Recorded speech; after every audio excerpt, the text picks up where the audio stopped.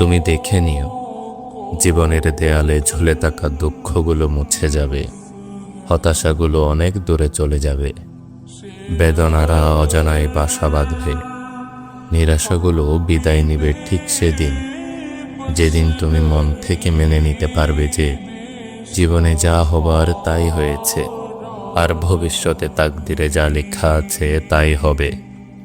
দুঃখ আর আফসোস করে লাভ নেই, পেরেশানি আর দুঃখ করে কখনো তাকদিরের লিখিত জিনিস কখনো পাল্টানো যায় না।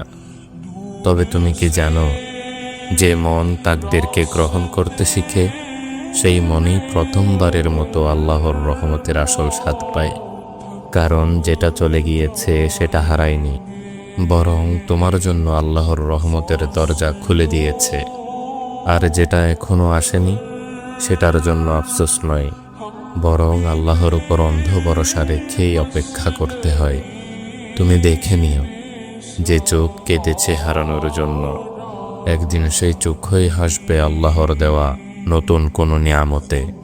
শুধু এখন এই সময়টাই ধৈর্য হারিও না, কারণ তোমার দুঃখের মধ্যেই লুকিয়ে আছে তোমার রবের পরিকল্পনা।